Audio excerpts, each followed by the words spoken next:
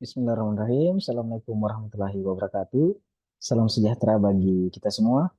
Perkenalkan, nama saya Muhammad Irfandi Aziz. Saya dosen program studi akuntansi Fakultas Ekonomi Universitas Borneo Tarakan.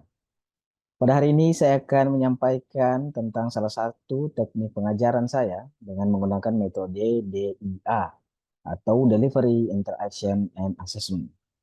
Oleh karena itu, saya akan menjelaskan salah satu mata kuliah yang saya ampu, yaitu mata kuliah Matematika Bisnis dengan bobot 3 SKS. Adapun capaian pembelajaran dari mata kuliah ini adalah mahasiswa mampu menjelaskan konsep dasar tentang matematika pada permasalahan bisnis dengan cara menyelesaikan latihan soal. Adapun deskripsi singkat mata kuliah adalah mata kuliah ini akan memberikan pengetahuan mengenai dasar-dasar matematika yang diperlukan untuk memahami fenomena dalam dunia bisnis. Dengan pendekatan matematis tersebut, dibutuhkan untuk menghitung konsep dasar dalam matematika bisnis, serta menganalisis bisnis yang dapat digunakan untuk pengambilan keputusan. Adapun pokok bahasan atau bahan kajian dalam mata kuliah ini akan terbagi menjadi 7 bagian. Yang pertama adalah dasar-dasar matematika, kemudian yang kedua adalah matematika pembelian, yang ketiga adalah matematika penjualan, yang keempat adalah depresiasi atau penyusutan, yang kelima adalah bunga sederhana, yang keenam adalah bunga majemuk, dan yang terakhir adalah anuitas. Pada pertemuan pertama, kita akan membahas tentang inisialisasi perkuliahan, dengan submateri yang pertama adalah rencana pembelajaran, kemudian kontrak perkuliahan, serta sedikit pengenalan mengenai mata kuliah matematika bisnis. Dengan sub CPMK pada pertemuan pertama adalah mahasiswa mampu menjelaskan mengenai lingkup matematika bisnis. Pada pertemuan kedua dan ketiga, kami akan membahas tentang dasar matematika, yaitu di mana pada pertemuan ini akan ada 3 submateri. Yang pertama adalah terkait dengan bilangan desimal, kemudian pecahan, dan yang terakhir adalah persen. Dengan sub CPMK pada pertemuan ini adalah mahasiswa mampu menerangkan dasar-dasar matematika. Pada pertemuan keempat dan kelima akan ada materi matematika pembelian dengan submateri yang pertama adalah potongan penjualan, potongan ekuivalen tunggal dan potongan berantai, potongan tunai, serta potongan penjualan dan potongan tunai. Adapun sub CPMK pada pertemuan keempat dan kelima ini adalah mahasiswa mampu menghitung matematika pembelian. Pada pertemuan ke-6 dan ke-7 akan ada materi matematika penjualan dengan submateri yang pertama adalah markup, kemudian yang kedua presentasi markup, dan yang ketiga adalah perubahan markup. Dengan sub CPMK, mahasiswa mampu menghitung matematika penjualan. Pada pertemuan ke-8 akan ada penilaian tengah semester dengan melakukan remedial mulai dari materi pada pertemuan pertama sampai pertemuan ke-7. Pada pertemuan ke-9 akan ada materi tentang depresiasi atau penyusutan dengan submateri. Yang pertama adalah pengertian depresiasi, dan yang kedua adalah metode-metode dalam depresiasi. Dengan sub CPMK, yaitu mahasiswa mampu menghitung depresiasi. Pada pertemuan ke-10 dan ke-11, akan ada materi bunga sederhana, dengan submateri yang pertama adalah dasar bunga sederhana, yang kedua adalah pokok, tingkat bunga, dan waktu, dan yang ketiga adalah manipulasi rumus bunga sederhana.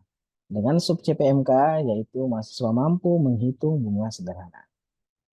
Pada pertemuan ke-12 dan ke-13, kami akan membahas bunga majemuk dengan submateri yang pertama adalah pengertian bunga majemuk, kemudian future value dan present value dari bunga majemuk, serta manipulasi rumus bunga majemuk.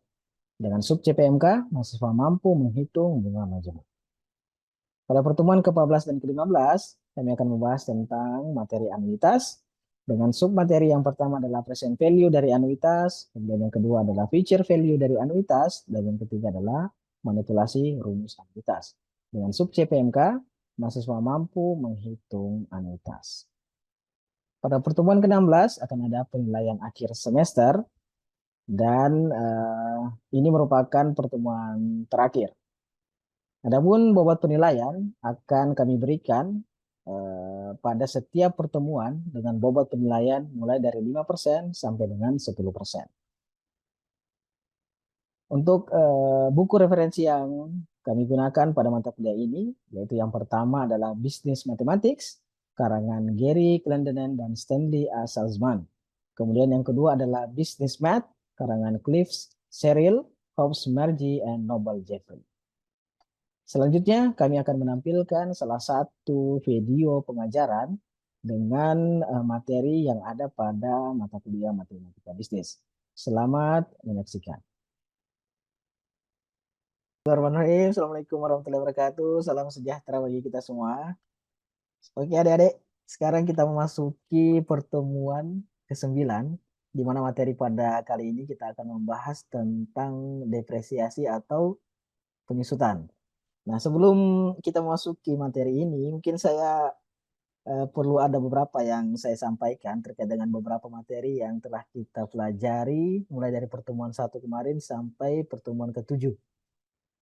Saya harapkan materi-materi yang telah kita pelajari itu selalu diulang karena itu hal yang sangat penting, khususnya berkaitan dengan dasar-dasar dalam matematika bisnis. Karena itu akan selalu kita gunakan sampai pada pertemuan terakhir kita nanti. Nah, untuk UTS kemarin saya harapkan teman-teman juga dapat mengerjakan soal-soal yang ada di UTS itu dengan baik dan benar, karena nilainya itu penting sebagai salah satu faktor penentu dalam nilai akhir teman-teman semua. Oke, nah untuk materi pada pertemuan ke-9 kita ini yaitu depresiasi atau penyusutan. Adapun tujuan instruksional khusus pada materi ini adalah mahasiswa diharapkan mampu untuk memahami pengertian depresiasi. Kemudian yang kedua, mahasiswa diharapkan mampu memahami dan mengaplikasikan perhitungan metode depresiasi atau penyusutan. Adapun deskripsi singkat dalam pertemuan kita kali ini, di mana yang pertama adalah mahasiswa akan mempelajari tentang pengertian depresiasi atau penyusutan, kemudian beberapa faktor yang mempengaruhi penyusutan, serta beberapa istilah yang akan kita gunakan dalam materi kita kali ini. Kemudian di bagian akhir dari perkuliahan, mahasiswa atau kita akan membahas beberapa metode penyusutan yang meliputi metode garis lurus, metode jumlah angka tahun, metode saldo menurun berganda, dan metode unit produksi. Akan tetapi pada pertemuan kita kali ini mungkin kita akan membahas dua metode dulu, yaitu metode garis lurus dan metode jumlah angka tahun. Perlu juga saya tekankan ke teman-teman mahasiswa karena materi depresiasi dalam matematika bisnis ini sebenarnya kami selaku dosen itu fokus pada perhitungan metodenya, teman-teman. Nah, untuk teori berkaitan dengan depresiasi serta beberapa hal-hal yang lebih detail berkaitan dengan depresiasi atau penyusutan, itu teman-teman akan dipelajari di mata kuliah pengantar akuntansi. Jadi khusus untuk mata kuliah matematika bisnis ini, kita sebenarnya lebih fokus ke perhitungan dalam beberapa metode depresiasi atau penyusutan. Oke, teman-teman. Nah, untuk itu ada beberapa hal yang tetap kami sampaikan, beberapa pengertian tentang depresiasi, kemudian faktor-faktornya, serta beberapa istilah yang akan kita gunakan dalam materi ini, karena untuk kelancaran pertemuan kita kali ini. Oke, untuk yang pertama, pengertian depresiasi atau penyusutan adalah secara umum adalah berkurangnya nilai dari suatu aset tetap karena faktor fisik dan faktor fungsional, di mana penyebab penyusutan yaitu yang tadi saya sampaikan. Yang pertama adalah faktor fisik. Faktor fisik itu aset tetap berkurang nilainya karena kerusakan. Kerusakan itu bisa diakibatkan dari faktor usia dan juga pemakaian dari aset tetap itu. Kemudian ada juga dari faktor fungsional, yaitu aset tetap sudah tidak mampu lagi untuk beroperasi sesuai dengan standar yang diharapkan. Oke, ini ada beberapa faktor yang mempengaruhi penyusutan atau penyebab penyusutan. Kemudian biaya penyusutan itu ditentukan oleh beberapa hal sebagai berikut. Yang pertama adalah harga perolehan. Harga perolehan adalah total biaya yang dikeluarkan oleh perusahaan untuk memperoleh aset tetap sampai siap untuk digunakan. Termasuk di dalamnya misalnya harga beli, kemudian ada biaya pengiriman, biaya pemasangan, dan beberapa biaya-biaya yang kita keluarkan sampai aset tetap itu siap untuk kita gunakan. Itu namanya harga perolehan. Itu semuanya harus dijumlahkan untuk masuk ke dalam harga perolehan. Kemudian yang kedua ada namanya masa manfaat. Di mana masa manfaat itu adalah masa pakai atau umur aset tetap.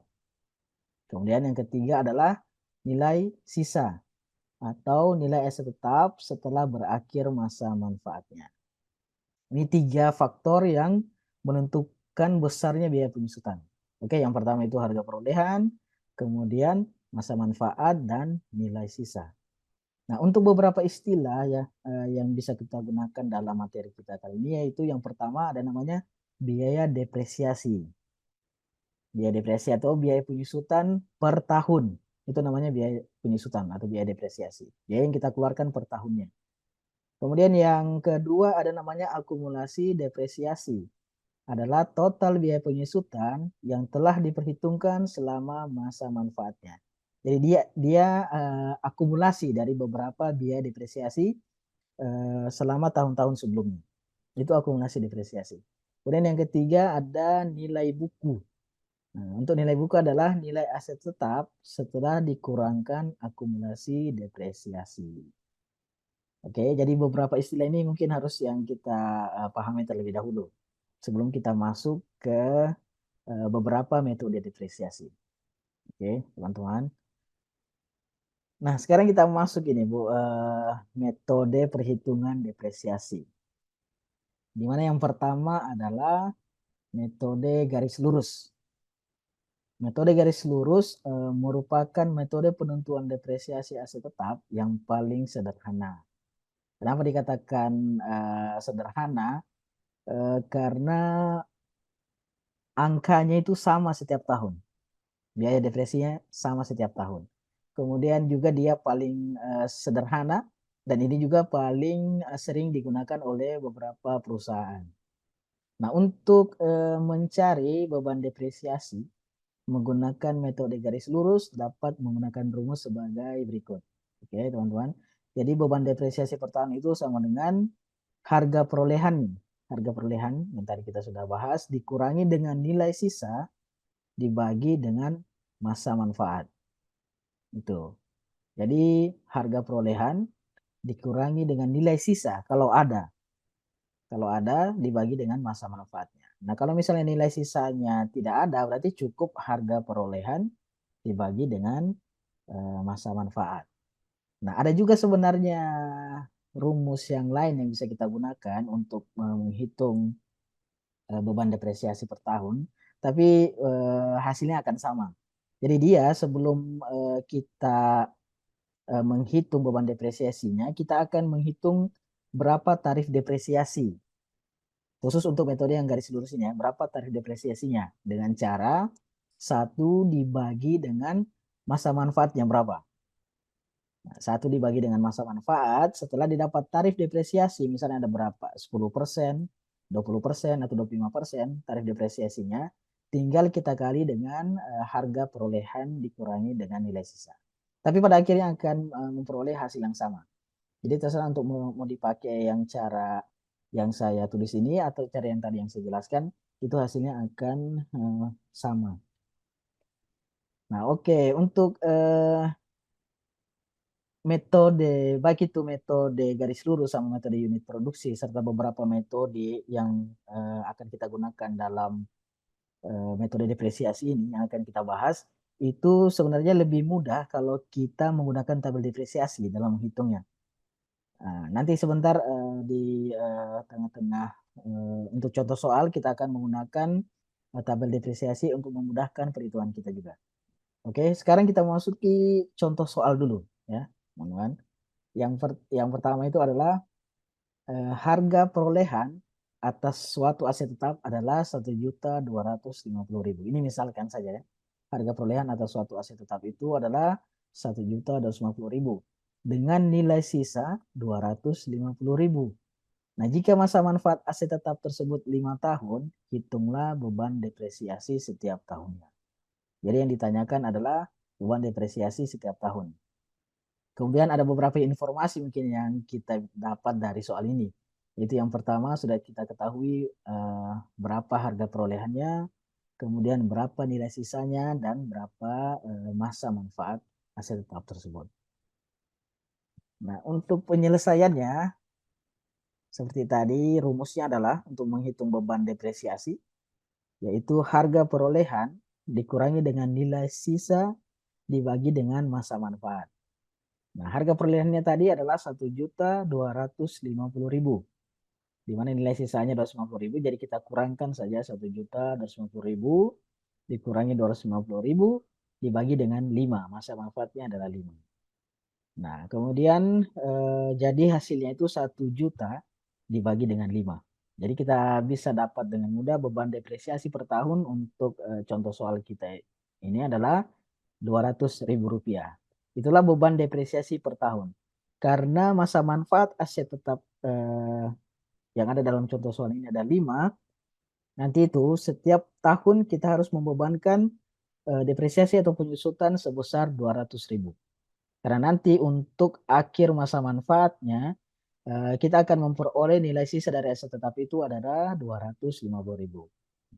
Bisa kita lihat untuk memudahkan dalam perhitungan, dalam mengetahui juga berapa beban depresiasi, berapa akumulasi depresiasi, dan berapa nilai buku aset tetap setiap tahunnya, itu bisa kita gunakan tabel depresiasi yang ada di samping kanan ini.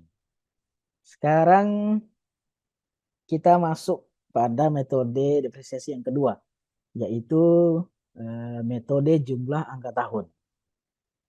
Nah, untuk metode jumlah angka tahun ini sedikit berbeda dengan, bukan sedikit ya, berbeda lah dengan metode sebelumnya, metode garis lurus. Dimana kalau metode sebelumnya kan setiap tahun beban depresiasi itu kan sama kan setiap tahunnya. Nah, pada metode jumlah angka tahun ini, itu beban depresiasinya atau beban penyusutannya itu berbeda setiap tahunnya. Dan ini harus digarisbawahi, awal masa manfaat beban depresiasi cenderung lebih besar. Kemudian akan semakin mengecil setiap tahunnya sampai akhir masa manfaat suatu aset tetap. Oke, jadi beban depresiasinya di tahun-tahun awal itu akan besar, kemudian mengecil pada akhir masa manfaatnya. Nah, untuk menghitung beban depresiasi pada metode jumlah angka tahun ini, yang pertama itu yang harus kita lakukan adalah mencari jumlah angka tahun berdasarkan dari masa manfaat aset tetap. Nah, tadi kan di contoh soal tadi kan masa manfaatnya itu 5 kan? 5 tahun. Nah, rumusnya itu seperti ini. N dikali dalam kurung N plus 1 dibagi dengan 2. Jadi N yang dimaksud di sini adalah masa manfaatnya. Masa manfaat aset tetap. Nah, kalau tadi di contoh soal itu 5 tahun, berarti 5 dikali dalam kurung 5 tambah 1, berarti kan 5 kali 6. Kan? 5 kali 6 dibagi dengan 2. Berarti berapa tuh? 30 bagi 2, 15. Berarti jumlah angka tahun kalau masa manfaatnya 5 itu adalah 15. Kan? Nah, setelah kita mengetahui berapa jumlah angka tahun berdasarkan dari masa manfaat, itu bisa kita hitung berapa beban depresiasi per tahunnya, kan? Berapa beban depresiasi menggunakan rumus sebagai berikut. Itu sisa masa manfaat, sisanya ya, bukan masa manfaat, sisa masa manfaat dibagi dengan jumlah angka tahun yang sudah kita rumus di atas tadi, dikali dengan harga perolehan dikurangi dengan nilai sisa. Nah, untuk sisa masa manfaat, berarti kan tadi kan misalnya masa manfaatnya kita 5 kan? Nah, berarti untuk tahun pertama, sisa masa manfaatnya kan masih tetap 5. Ini jangan sampai nanti terbalik untuk masa manfaat mulai dari 1 sampai ke 5. Tapi dia dibalik dia. Jadi sisa masa manfaatnya berapa? Jadi kalau tahun pertama, berarti sisanya masih 5 kan? Nah, kalau sudah tahun kedua, berarti sisanya sudah 4 misalnya. Sampai seterusnya. Jadi untuk rumusnya itu adalah sisa masa manfaat. Oke, sekarang kita masuk contoh soal. Contoh soalnya masih sama seperti tadi. Jadi untuk memudahkan kita memahami apa perbedaannya metode jumlah angka tahun ini dan metode garis lurus. Jadi kita pakai contoh yang sama. Oke, yang contohnya itu harga perolehan atas suatu aset tetap adalah 1.250.000 dengan nilai sisa 250.000. Nah, jika masa manfaat aset tetap tersebut 5 tahun, hitunglah beban depresiasi setiap tahunnya. Oke, tadi kita sudah ketahui kan harga perolehannya itu adalah 1.250.000. Kemudian nilai sisanya 250.000. Masa manfaatnya adalah 5 tahun. Yang ditanyakan berapa beban depresiasi per tahunnya. Nah, untuk langkah pertama tadi yang sudah kita bahas sebelumnya, langkah pertamanya yaitu kita menghitung dulu berapa jumlah angka tahun, kan? Berdasarkan dari masa manfaatnya. Rumusnya tadi N dikali dalam kurung N plus 1 dibagi dengan 2. Nah, karena masa manfaatnya 5, berarti 5 dikali dengan dalam kurung 5 tambah 1 dibagi dengan 2. Berarti 5 kali dalam kurungnya 6 berarti kan. 5 kali 6 dibagi dengan 2. Berarti 30 bagi 2 yaitu hasilnya adalah 15. Jadi jumlah angka tahunnya adalah 15. Nah, ini yang akan kita gunakan nanti untuk menghitung beban depresiasinya. Nah, sekarang kita hitung beban depresiasi untuk yang tahun pertama.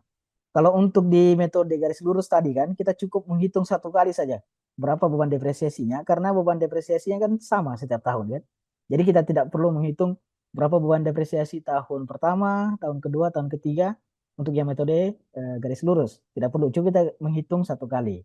Tapi kalau untuk metode jumlah angka tahun ini kita harus hitung per tahunnya berapa. Karena dia setiap tahun beban depresiasinya itu berbeda. Nah, untuk beban depresiasi tahun pertama, seperti tadi rumusnya adalah sisa masa manfaat dibagi dengan jumlah angka tahun dikali dalam kurung harga perolehan dikurangi dengan nilai sisa. Nah, untuk tahun pertama, sisa masa manfaatnya itu kan masih 5 tahun kan? Karena baru pertama kali kita menghitung beban depresiasinya. Jadi 5 dibagi dengan 15 dikali dalam kurung 1.250.000 dikurangi 250.000. Jadi 5 per 15 dikali dengan 1 juta. Jadi hasilnya untuk beban depresiasi tahun pertama itu adalah 333.333 untuk yang tahun pertama. Nah, untuk yang tahun kedua, sisa manfaatnya kan sudah berkurang dari 5 menjadi sisa 4. Berarti kita tinggal 4 dibagi dengan 15 dikali dalam kurung 1.250.000 dikurangi dengan 250.000. Berarti 4 per 15 dikali dengan 1 juta. Hasilnya adalah 266.667. Gitu seterusnya sampai masa manfaat terakhirnya. Tahun kelima berarti karena contoh soal ini adalah masa manfaatnya 5 tahun. Nah, untuk memudahkan daripada kita misalnya menghitung satu-satu ini dengan panjang seperti ini, memudahkannya itu ya dengan pakai tabel depresiasi juga. Sama seperti tabel depresiasi di metode garis lurus yang tadi. Nah, untuk yang metode jumlah angka tahun ini ada 4 kolom. Ada 4 kolom. Tadi kan di tingkat depresiasi tidak ada kan yang di metode garis lurus. Nah, untuk metode ini kita tambah 1 kolom untuk tabel depresiasinya untuk memudahkan saja menghitungnya. Jadi ada tingkat depresiasi, ada ini tahun dulu, kemudian tingkat depresiasi, kemudian beban depresiasi, akumulasi depresiasi, dan nilai buku. Kan?